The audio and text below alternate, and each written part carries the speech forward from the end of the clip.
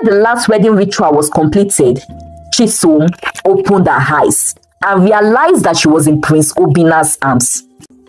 And with this, Udoka kept rejecting suitors after suitors because she was looking to pick the best.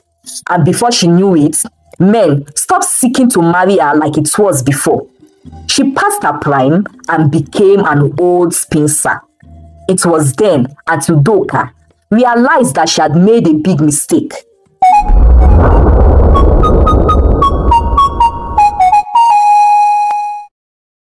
If you missed the first part of this story, check the video before this one on our channel, or click at the top of this video right now, or the link in the description box to watch. I advise you watch the first part first, so you will enjoy and understand this one better. Chisom was shocked to learn that Obinna was the prince.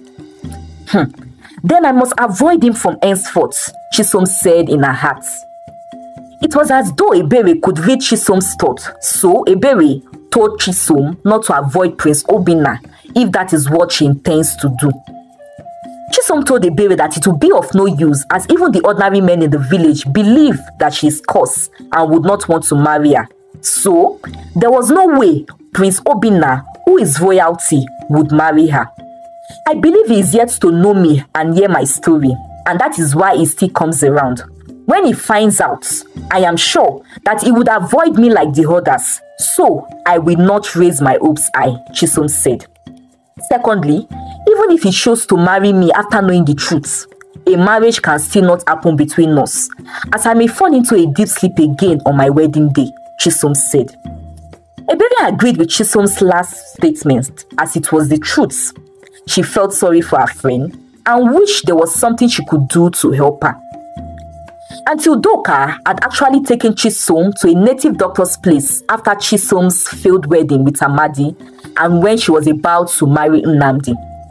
The juju doctor had given Chisom a liquid substance and instructed her to take it on the morning of her wedding, assuring her that it would ward off the sleeping spirit and any other evil spell, but that did not work.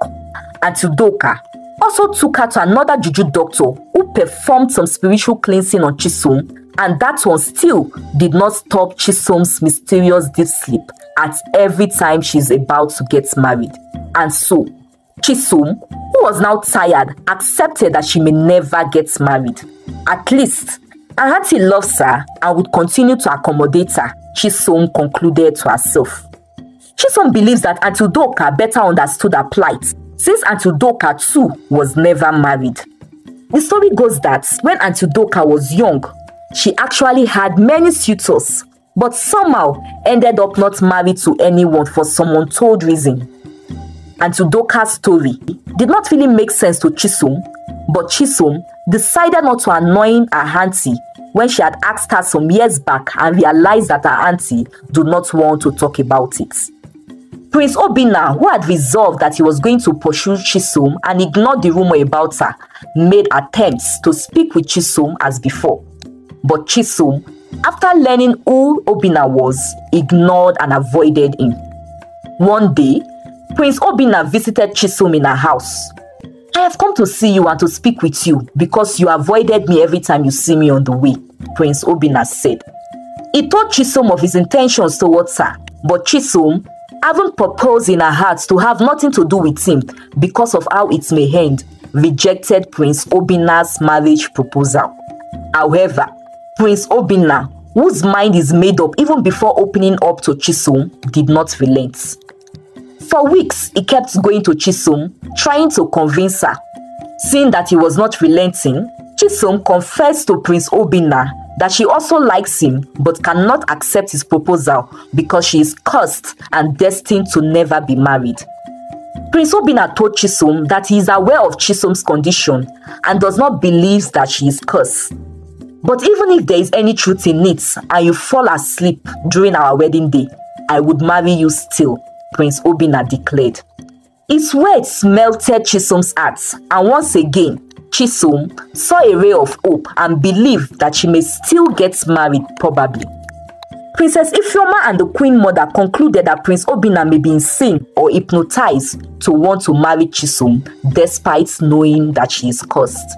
But King Agwu, who is Prince Obinna's father and the king of the village, gave Prince Obinna his support and his blessing to go ahead.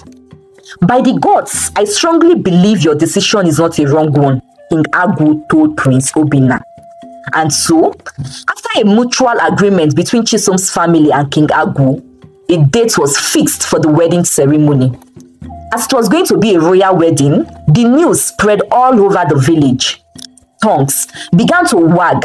Some of the villagers wondered if Prince Obinna and the entire royal household are not aware of Chisom's condition. Some other villagers whose relations work in the palace as staff were told that the king and his family knows about Chisom's condition but chose to go ahead. Why would the king choose to allow the royal family be embarrassed? They asked in wonder. Meanwhile, Auntie Udoka, who was worried, concerned and scared that her niece would bring embarrassment to the royal household, discouraged Prince Obinna and Chisom. It is not that I am not happy that you have chosen to marry my niece, despite knowing that she may fall into a deep sleep again on the day of the wedding. I mean, I would be an in-law of the king and would become a royal myself. But what would people say, especially when other kingdoms hear it? It will be said that the marriage is not legal, Auntie Udoka said with so much concern and worry written all over her face. Thank you, Nne. I understand your fears and concerns, but I am confident that the gods are with me on this, so I will not back out, but go ahead to marry Chisom on that day, even if she's asleep, Prince Obinna replied. Well, surprisingly this time around, but unfortunately, Chisom fell into a deep sleep again, and this time it was 4 days before the wedding day. Auntie Udoka and Ebere watched Chisom all day on the first day, believing that she would wake up on her own by night as it was the other times. But evening came and Chisom did not wake. They waited till late in the night and almost midday of the next day. Still, Chisom kept sleeping. Auntie Udoka and Ebere panicked. Once again, the herbalist was invited to check Chisom. Is my daughter okay? Is she alive? Auntie Udoka asked the herbalist with tears flowing down her eyes. Like other times, Chisom was breathing normally, but only that she would not wake up from the sleep. Prince Obinna, who thought to check on her on that day before the day of their wedding, met Chisom sleeping and was told that she began sleeping since the previous day. Still, Prince Obinna did not deter. Rather, he asked that pap be made and then he fed Chisom the pap while she slept. The evening of the second day came. Still, Chisom did not wake. On the evening of the third day, the news was all over the village that Chisom had been sleeping for 3 days. Did they say that she's breathing and breathes normally? One man asked his friend. Don't you think she must have died? The breathing might just be a way the gods wants to punish her so that her body would remain useless on earth, the second man said. My own is, I don't understand why the prince is still interested in marrying her, the third man said. And that was how rumors kept flying concerning Chisom. The village chief priest paid a visit to the palace and informed the king that Chisom, having been sleeping for 3 days, is a sign from the gods that Prince Obinna should not go ahead with the marriage. At this junction, King Agwu became confused and doubted the conviction he had earlier. King Agwu told his son what the chief priest said. Still, Prince Obinna would not deter. On the eve of the set day for the wedding ceremony, Chisom was still sleeping. It was 4 days now, and Prince Obinna insisted that he would marry Chisom. Auntie Udoka was not okay with the fact that the prince was still insistent despite Chisom's state, so she protested. I am no longer comfortable with allowing my only child marry in such condition, she said. But the elders of her family said that if the prince is willing to go ahead with the marriage despite being aware of Chisom's condition, then it was okay. So the next day, which was the set day of the wedding, Chisom was dressed as a bride while still asleep. And before the whole village, Prince Obinna carried Chisom, his soon-to-be bride, in his arms as the whole wedding ritual process was conducted, to the wonder and amazement of everyone. Immediately the last wedding ritual was completed, Chisom opened her eyes and realized that she was in Prince Obina's arms. She also looked around and saw the crowd and the arrangements and realized that it was a wedding ceremony. At about the same time Chisom opened her eyes, Auntie Udoka started displaying acts of lunacy. To everyone's surprise, Auntie Udoka confessed that she was taking out her revenge on Chisom. She wants Chisom to feel the pain of getting close to being married and yet never gets married. Auntie Udoka said that it is the pain she had suffered all her life and she wants Chisom to suffer the same. What had happened was that when Auntie Udoka was younger and in her prime, many men came seeking for her hand in marriage because she was so beautiful. Chisom's mother, whose name was Nkiru, was Auntie Udoka's elder sister. Nkiru had advised her younger sister Udoka not to rush into accepting any man like she did, but to weigh every single suitor and pick the best. You are very beautiful, so many more men, finer and richer than the ones that have come, would still come. Don't be like me, who liked the idea of being married and immediately accepted the first man that asked for my hand in marriage. Because sometimes I get to imagine if there was more out there for me, if only I was not quick to accept the first man, Nkiru said to Udoka. And with this, Udoka kept rejecting suitors after suitors because she was looking to pick the best. And before she knew it, men stopped seeking to marry her like it was before. She passed her prime and became an old spinster. It was then Auntie Udoka realized that she had made a big mistake. At that time, Nkiru and her husband had died too, and Udoka had to become Chisom's guardian. But then, she swore to herself to take revenge on Chisom, Nkiru's child, and with the help of the village chief priest whom Auntie Udoka was in a secret sexual affair with, Auntie Udoka made Chisom always fall into a deep sleep at every of her wedding. It was why all the help and the medicine the chief priest and other juju men Auntie Udoka had taken Chisom to gave her did not work, because they were the one actually helping Auntie Udoka to carry out her evil revenge.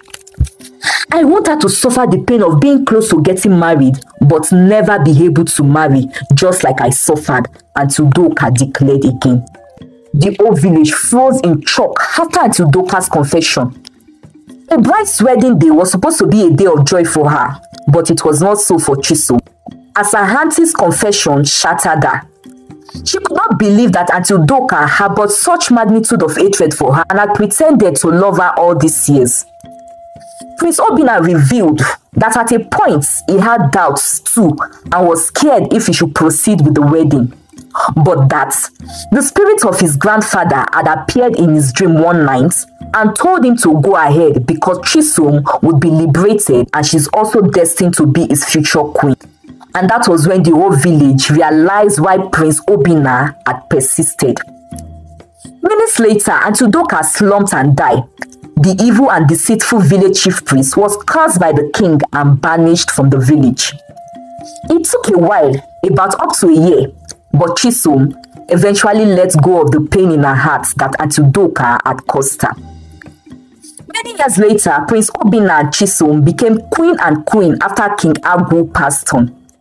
In all those years, Ebere remained a good friend to Chisom and supported her all the way. Their friendship and bond grew stronger even as they grew into old age.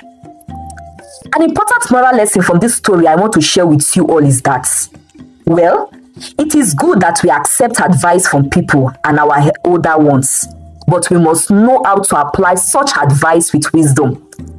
We can achieve this by making an effort to truly understand the purpose of the advice and by asking more people with more experience and knowledge. If only Auntie Udoka has still sought advice from other married and better experienced people instead of acting foolishly based on only the words of our older sister.